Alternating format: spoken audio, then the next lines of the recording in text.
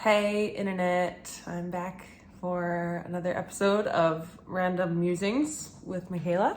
This is my channel. My name is Micheala, and I'm just a person that likes to think about things and talk about things. And sometimes talking about things helps me think about things. Hopefully listening to me talk about things helps you think about things. That's the hope, at least with this channel, is to, create some kind of inspiration, curiosity, maybe plant a seed for a new idea. I also just always invite comments and disagreements and discussion down in the comments. Today, I wanted to talk about food. Food is a huge topic, so I'm definitely not going to cover food in this video. But I made an Instagram post a few days ago, and this topic has just been on my mind, and a few other people have reached out expressing their resonance with my post. I also know that other people are in a totally different place than me with food. But basically the post, in summary, says something along the lines of, the way that I measure the health of my relationship with food is how much I think about food. So for example, if I'm thinking about food a lot, I would rate that at this point in my journey as an unhealthy relationship with food.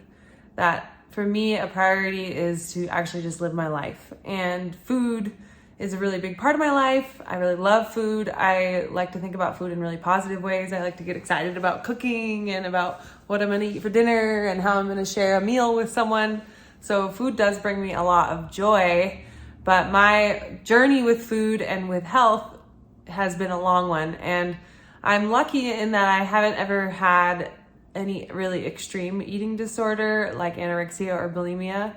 But there is a eating disorder that I remember reading about called orthorexia, that when I read about it, it was like, whoa, it kind of resonated with me like, whoa, I think this is something that I've struggled with.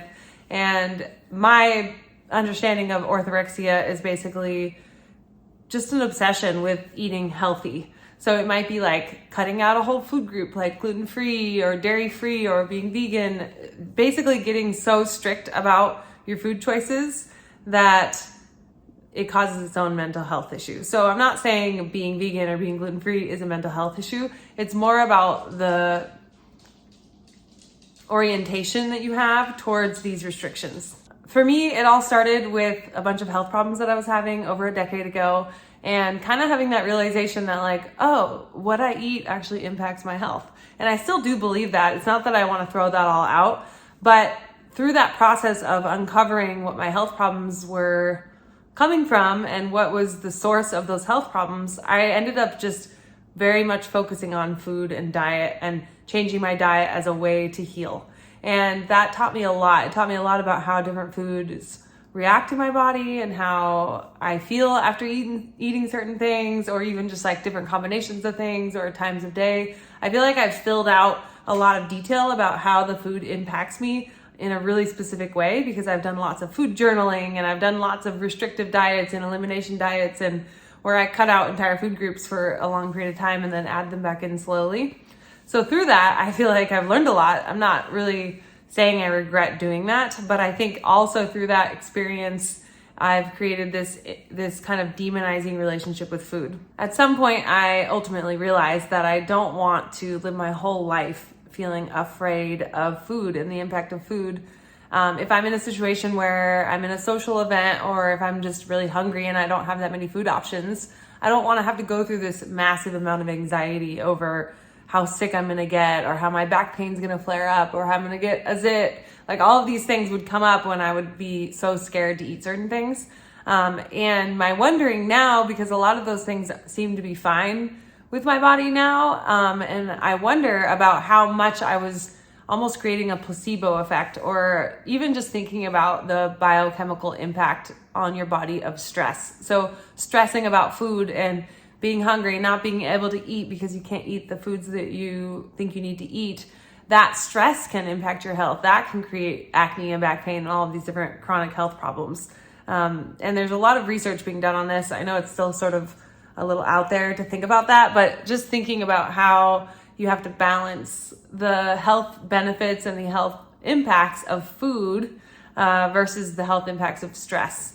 And so for me, it's always a balancing act, trying to figure out how can I go through my day-to-day life without having a lot of stress around food, while still maintaining this kind of equilibrium of like eating the things that nourish me, the things that are nutrient dense, that I guess intellectually know are good for me or have worked for me in the past through my different experimentations. Just a side note, which I could make a whole video on, I also have been down deep into the rabbit hole of intuitive eating as well, which I think is sort of what led me to where I am today. And I feel like intuitive eating is still a pretty integral part of my diet and food philosophy, but it still, even then, is like putting too much attention on food.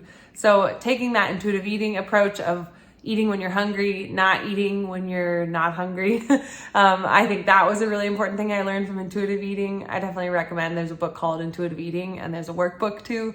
I recommend checking that out if you struggle with stuff around food. That whole book and workbook was revolutionary for me and for my mental health around food. So yeah, that's sort of a quick summary of a very complex and detailed story of food in my life. And I feel like I already know that this is something that's going to be constantly shifting and changing. But I will say that I'm amazed at the things that I'm able to eat without having like a huge flare up of health problems. I don't know if it's because I've healed some deeper traumas around different stuff that have happened in my life. Maybe it's just that I'm less worried about what I'm eating. But I also am like very careful about where I source my food, and I do still tend to buy organic, for example, and try to get a lot of locally raised meats and products like that. But a lot of that is just because, again, through intuitive eating, I found that those are the foods that taste the best to me. Those are the foods that do make me feel the best. I can feel a very big shift in my vitality when I'm eating those foods versus eating really highly processed foods. If I eat those day after day, I do start to feel an impact. So I don't think it's black and white. It's not like it's all mental or it's all physical. I think it's kind of a combination of so many things, and our system is so complex. Because we could even go into like ancestral trauma or just different kinds of childhood trauma and how that might impact how your body responds to food. So again, a really big topic. Just wanted to scratch the surface. If that resonates with anyone, I'd love to hear from you. I think this will be an ongoing discussion, and I hope to make more videos about food because it's something that I feel really passionate about, like helping people not have such a toxic relationship to food, not have so much fear and shame and guilt. I think one of the biggest things that I struggled with, that I think a lot of people struggle with, is just having cravings and eating something and then having like a health flare up and connecting the two, like, and then going through this whole shame and guilt spiral over like, why did I eat that thing? Like, why did I eat that whole bag of potato chips? And then now I have all this acne. And so connecting it all. And again, I'm not denying that it might be connected, but just the backdrop of it being so shameful and so anxiety producing, I think is really the root of a lot of the health problems.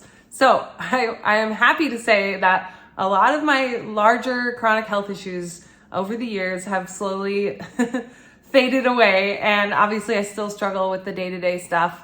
And I still don't know exactly what to eat. And sometimes I go through times where nothing really sounds good. And other times I'm eating purely based on emotions and I want to just binge. And so I still struggle with food related topics, but the biggest revolution for me in my mental health around food has just been prioritizing not stressing about food and noticing and catching myself getting into traps around diet culture or around health wellness culture, and noticing that all of these are sort of ideologies that are rooted in a lot of times shame and self-criticism and anxiety. So I give you permission to maybe release a little bit of that and give yourself a little bit more space and compassion and acceptance around your food choices. Know that it's a constant journey and a constant learning process. And yeah, let me know in the comments if you struggle with any of these things, if you resonate with any of this, if you have any questions that I can answer. I feel like I might be forgetting something, but that was what wanted to come through today. So thank you for listening. I hope you have a beautiful day.